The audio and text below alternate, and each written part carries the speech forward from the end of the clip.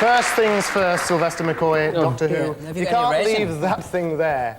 Ah, yes, well, home, James. Would you introduce us to your client? Yes, this is Dr. Nancy Lane, who's head of electron microscopy at the Zoological Department in Cambridge. And Jonathan Minns, who's in charge of the British Engineerium. Excellent. Welcome all. Good luck. You're going to need it. Let's get straight down to business. 5 points if you can tell who's telling the truth. Peter. Now, you probably remember after last year's gales, there were many trees with branches that were split but not entirely severed. Well, that gave inspiration to this little gadget, because tree surgeons reckon that if the branch is bound up like this, so the sap can still keep flowing, it can be saved. And to give the branch support, what the tree surgeons can do now is to put that hoop around there, and there's another hoop on this end of the bar, which rotates, and that goes around the nearest strong branch to give it support until it's ready to branch out on its own. Very convincing, but very wrong. This comes from Shanghai University in China, and it's to make it easier to milk a mare, a Mongolian mare, in fact. Now, a fascinating fact, Mongolians suffer from much less heart disease than we do, and scientists think it's due to the lipids in the mare's milk cheese which they eat. Now, we couldn't get a Mongolian mare here, so we've got a close relative. Isn't he wonderful? Now, farmers all over China are being encouraged to keep Mongolian horses and produce the cheese as a health product. But these horses, as you can see, are semi-wild, and an inexperienced farmer could get kicked in the head. So what happens is that the two rings go around the horse's rear legs. In fact, a Mongolian mare would have rather slimmer fetlocks than Dobbin here. But once on, as you can see, Dobbin can no longer kick out. It's a leg iron for aggressive lactators. Yes, well, thankfully, there is a third possibility, and would you please welcome someone fascinated by the great British public, a man of letters, since he was once a newspaper editor, and who is now a headliner himself. Yes, Derek Jameson!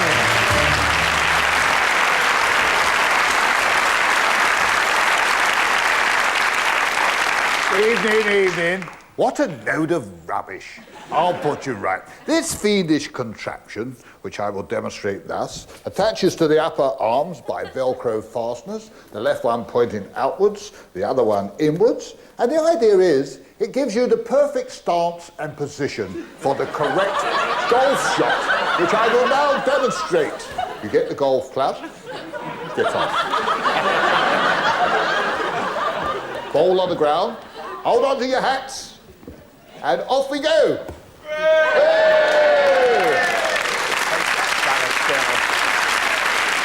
So Judith says it's milking leggings for the fashion-conscious Mongolian mare. Derek seemed to be describing a golf swing improver for escapologists, as far as I could make out. And Peter thinks he's twigged it as a splint for split trees panel. We can't see it close up, can we? No, you've just got to decide. If I would imagine if it was the tree thing, it would have to be adjustable. It is adjustable. Ah. I like the tree. I like the tree. Yes, I like the golfer. It's tempting to think of the Mongolian mare, though. You're tempted by the Mongolian mare. I'm going for the tree. The tree splint. Yes. OK, they could be right. We'll find out soon. Maggie in the audience. Press your buttons now, please. Well, at the moment, it looks like a tie between the tree splint and the golfing aid. No one has gone for the Mongolian mare's leg iron, surprisingly. The tree splint takes it. Tree splint. OK, panel and audience agreed then. They both think it's the tree splint. Will the person who is telling the truth please take a step forward? Yes, I cannot tell a lie. It was the golf swing improver. And thank you very much to Derek Jameson. Terrific start. No points each. Let's carry on. And this time, the audience will get the first decision. Judith. This device was designed at the Physiology Department of University College London to give the thumbs up to road safety, literally. Because this box of electronics is attached to this plastic teat, which in turn attaches to the side of your steering wheel. Now imagine that I'm cruising along the motorway listening to some lovely music, and I'll switch it on, and as long as the foot-tapping tunes also keep my thumb moving, all is well. But if I become distracted or start to nod off, the electronics in the box sense my lack of rhythm and produce that piercing alarm to jolt me awake. Well, I have to say that Judith is, of course, absolutely right. It was invented at University College. But it's a simple and effective way for doctors to see if newborn babies are sucking properly. Now, when it's switched on, and if this bulb is not depressed, then the alarm goes off. But if a baby is sucking properly, like that, you see, then it means that the bulb is depressed and the alarm doesn't go off.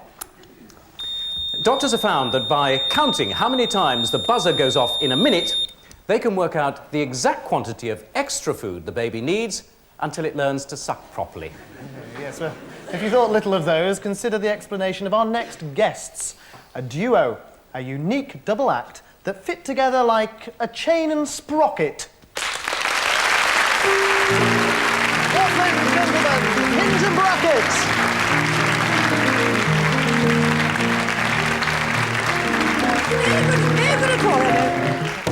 That won't do, Hilda. You've got it all wrong. You need to develop muscle tone in your fingers. I have just the thing here for you. She's overexcited, you know. Now, this little thing is a biofeedback gadget. Is now, it? Oh. while you're watching television or something, you see, you press it with your fingers, alternately one after the other, give them plenty of exercise, and if you stop, you see, that's what happens. Fascinating. I understand these things because, as you know, my grandfather was quite a well-known inventor. Her grandfather was an inventor, yes. Yes, remember the gas blanket? I do, yes. Burnt down 3 houses before he got it right. And, of course, his final invention. Oh, that was terribly sad. Yes. The self-buttoning spats. Right. Yes, they chewed his leg off. Yep. Of course, if he had this little gadget, he'd probably become a millionaire, wouldn't he? Probably.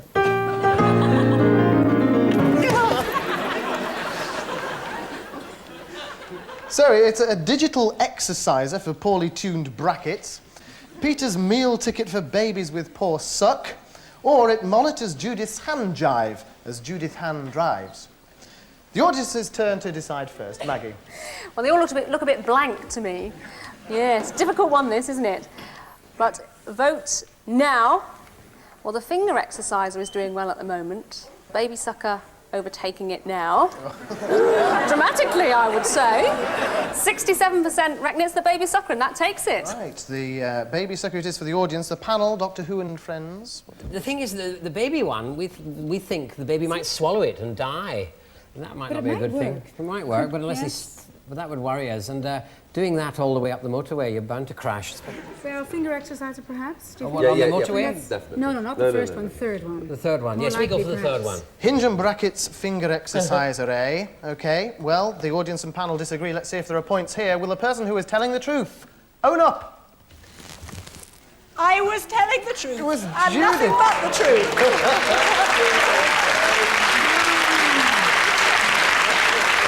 Judith's device for staying awake in the car.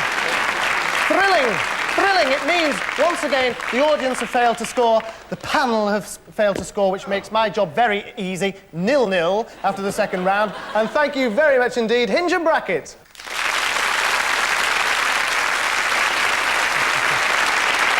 Well, Christmas may be still 3 days away, but we thought you all deserved an early present. And here to deliver them to you is a mystery guest, Father Christmas. That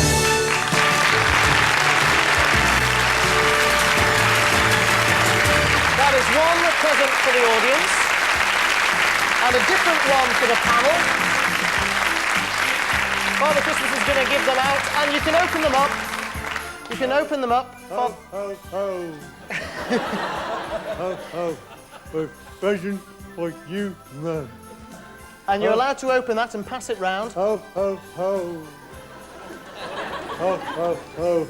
And here is a present for you. Ho, ho, ho. Open it up there, and you've got till the end of the programme to work out what that will be. Thank you very much. Points will be awarded, and Father Christmas will be back later on to reveal all. Thanks for the moment, Father Christmas. Panel, no time for respite. Whilst you're pondering all that, we're going to go straight into a film sequence here and a chance to pick up your first 5 points as we join Bob Symes, and what you've got to tell us is what it is he's talking about. Nice. Lovely. I still have a couple more to open. Ha! Maggie and Judith. Dear Bob, what do you make of this card? Fold along the dotted lines and see.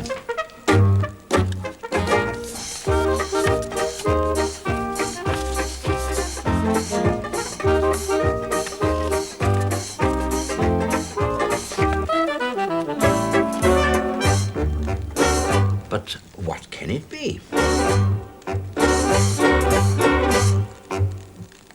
What can it be indeed? Doctor Who, panel, any thoughts? After sharpening pencils, perhaps, as a way of getting rid of the debris. Could it be something that you look through and kind of put little pictures behind? It's like a pinhole camera. There's very tiny end opening at the end. Perhaps. Some good imaginative ideas coming up here. Let's see if you're right. Back to Bob. Seeds are terribly fiddly, particularly when you have to pick them one by one to sow them. But with this gadget, even the shakiest hand can sow a perfect row.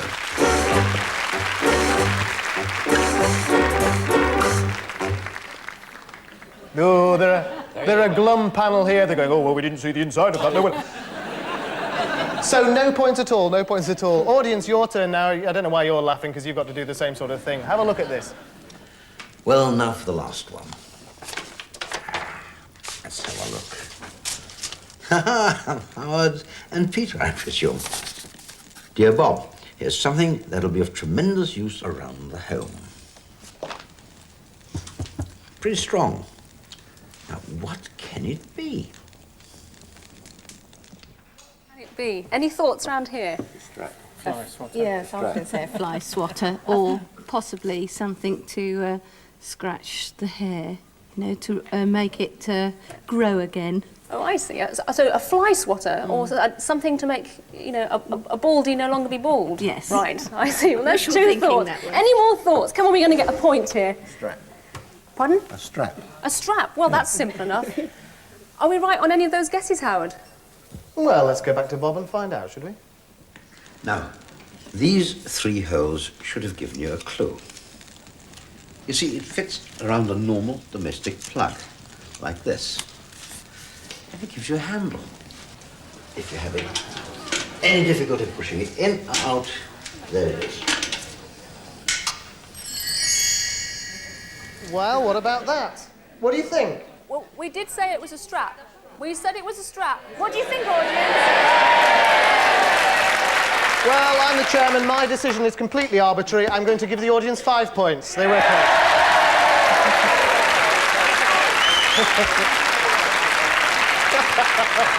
Come back, come back. When I was at school in Scotland, a strap didn't look anything like that. It was not... Plenty of chance for you to catch up. We're going to go back to the serious business now of who's telling the truth. Judith. Now, most people aren't really happy about bathing their newborn baby in a normal bath, but it is hard work to fill and empty those special baby baths. Hence this, the bath converter for small babies. Now, these curves have been specially designed so that you can just hold your baby in the normal way, but leave it resting in there, and it can kick and exercise while you've got a hand free to reach the parts that other parents can't reach. And then there is another major advantage. You can turn your baby round, support it under the chin, and you can safely soap away without a whimper. Well, that's very good indeed, Judith, but you've actually got it all the wrong way round. It should be that way up, you see. And anyway, it's not for bathing babies, it's for bathing frogs. Now, that is not as daft as it may seem, you see, because what is happening is that the common frog is becoming an endangered species in this country because of a lack of fresh, unpolluted water for them to spawn in. But this will fit into even the smallest of town gardens, a few pieces of stone, and it becomes a most attractive little froggy maternity ward. Now all you have to do is to wait for a couple of mating frogs to hop along. And it just so happens that we have a couple down here. Now, they're very much in love, and we're expecting great things of them. So let's see if we can get them to do a little bit in here. Come on. They, oh! Yes, they're a little frisky, as you can see. But I can promise you that come the summer, you will, without fail, have a pool full of bouncing baby tadpoles. Well, of course, there is another possibility, and our next guest will throw a point or two in our direction, but we might have to duck because she's an Olympic champion in long-distance darts. Tessa Sanderson!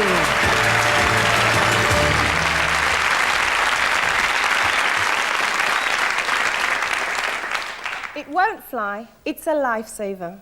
And this is something the inventors hope will become very popular alongside your local swimming baths or along the river banks. The idea is to make it easier for someone to revive you if you've fallen accidentally into deep water or into the river. So Howard, you going to help me? I need reviving, yes. Yes, you do. I know you do. I have to lie down, do I? I want you to lie down on your back. Yes. Put your shoulders. What about that? Put your shoulders on there. Make sure your head is in. Right. Carefully. And now, his passage is all clear for me to give him the kiss of life. Oh, right! On second thoughts, Howard, I think a heart massage would probably be more appropriate. That's all we have time for. Thank you very much, Tessa. So, the choices are, it's either Tessa's lifesaver for the wet and windy presenters, Judith's exerciser bath for the under ones, or Peter's venue for mating frogs, and it's the audience to go first. Yes, and we're feeling quietly confident that we've got it right. So press your buttons now, and let's see if we are indeed right. It's a close tie between the baby bath and Tessa's kiss of life device. Yeah. And yes, that's what we think it is. We reckon it's Tessa's. The audience have gone for Tessa's lifesaver. What about the panel? Jonathan, Nancy, Sylvester, what are your thoughts? Well, I'm a bit tempted by the baby bath. It really is a very convenient way of bathing a baby without any worries about the child drowning. We oughtn't to spawn the second one, but I mean, certainly, what worries me about the life-saving device is the tongue would be right at the back of your throat, and your head over like Well, you're supposed to you're supposed to do that, lift the throat. Yes. Have you ever done it? I've never done it. That's the one I'd go for. Your decision, please. I got to make the decision. Yes. Right, I go for Tessa's. Tessa's lifesaver. Audience and panel agree. Will the person who was telling the truth take a step forward? It was me. Yes, it is the lifesaver. 5 points each. 5 to the panel, 5 to the audience. The audience in the lead, 10 points to 5. And thank you very much, Tessa Sanderson, everybody. So on with the show, and Peter. Well, the answer lies in this bulb planter here, you see. All you have to do is to push it into the soil just to that black line. Give it a slight twist like that. Notice I'm not bending me back. Pull out again, and you have a perfect core there, which you can shake out. Take your bulb, pop it down the hole, lined up with the hole in the bottom there, and it is now planted at the perfect depth. So there we are. For the arthritic tulip fancier, this has got to be an upstanding idea. Yes, it is for gardeners, but it is for the orchard. Fruit picking is very simple when all your trees are this size. And as any expert will tell you, if the fruit comes off in a simple twist, then it's perfect for eating. But if the challenge of reaching the highest branch is growing on you, then this is all you need. Because this applies the perfect grip to pull off a perfect fruit. It's a fruit picker.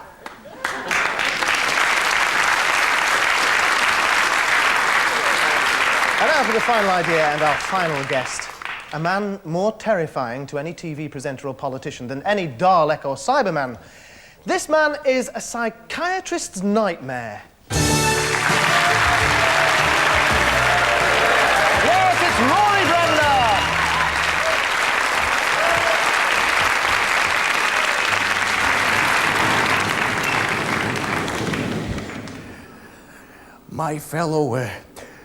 My fellow suckers. Well, as you know, I'm shortly to join the Antiques Roadshow as an exhibit. And I'm gonna sweep the floor with this gizmo here, because, well, if you have problems with dusty old carpets, you know, a hearth rug or Bruce Forsyth's wig or even this bit of tat I was sent by the leader of Iran, the Shah. Well, instead of damaging all the pile by vacuuming, you can beat it and suck up all the dust at the same time. Whip, crack away, whip, crack away. There we go. So there you go. If you're doing the housework or just beating about the bush, this is what you need. Howard.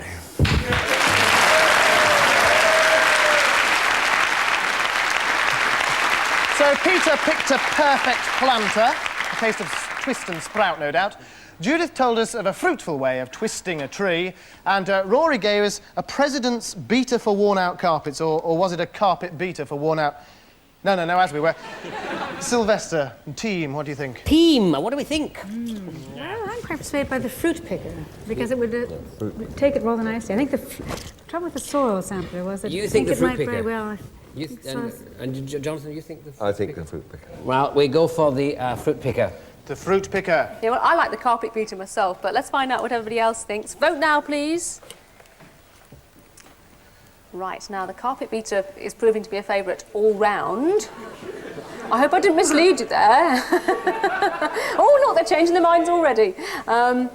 The bulb planter and the fruit picker are neck and neck, but it's just gone to the bulb planter at 48%. The bulb planter. That was Peter's bulb planter. So the audience, the panel went for the fruit picker. Will the person who was telling the truth please take a step forward? Yes, it was Judith's fruit picker.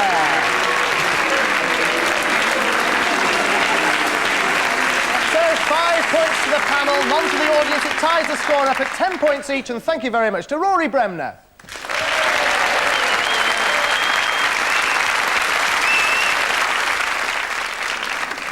You remember earlier on we gave the teams early Christmas presents to muse on a while. Well, now is the time to find out exactly what they are. 5 points for a correct answer. Doctor Who. Sylvester, tell us what your present is. Have you decided?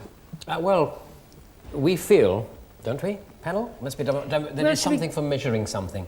Yes, for counting more distinctly. Yeah, yes. Press the button. Firstly, you must turn it on. See. Yes, I can. And then once you're pressing this green button, over there. the green button enables you to count. As long as your finger's on the green button, it'll count an object going through between these 2 points here. The moment you press red button, it zeroes it back to zero again. So you can start again. So you can start again. It runs along something. It runs along counting, something dangling, something... This is something. There's a dingly-dangly sort of answer. Well, there's only one person who can tell us the real answer. Please welcome back, Father Christmas, Spike Milligan!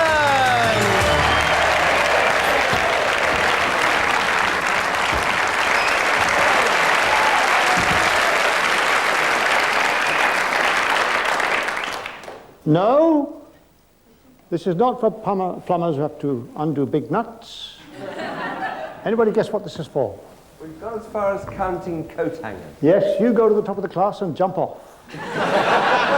Yes, if you're like Imelda Marcos and have thousands of gowns and can't count them, you just activate this little plastic button on the side here, which puts a beam across here, which you run across the rail like this, and it counts all your gowns, which the BBC think look like socks. And that is exactly what they described, more or less. So 5 points to the panel, and very well done.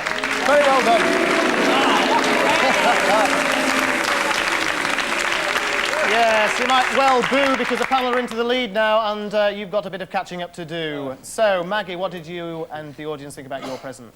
Well, I have every confidence we're going to get this right. This was our object. It's sort of a series of grills, if you can see that. You've got one there, and then another one, and then another one, all different sizes. So what did you think it was?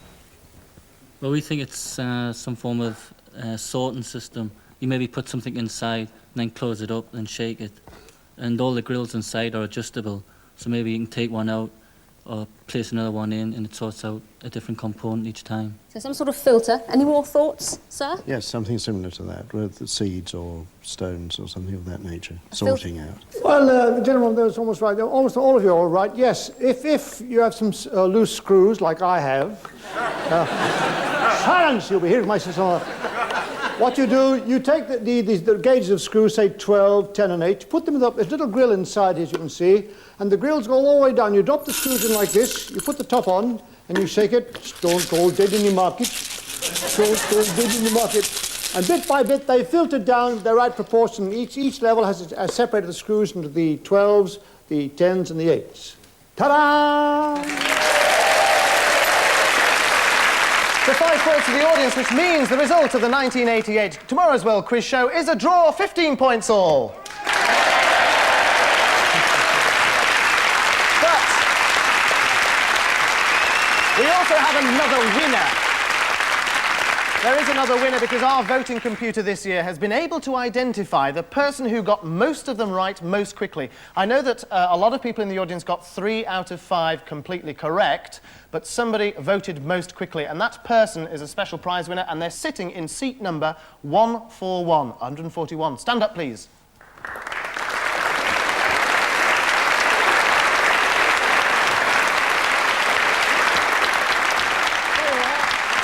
Added value. It's worth about its fruit. Well, that's all we've got time for. Our thanks to all our special guests and the panel, Nancy Lane, Jonathan Minns and Sylvester McCoy.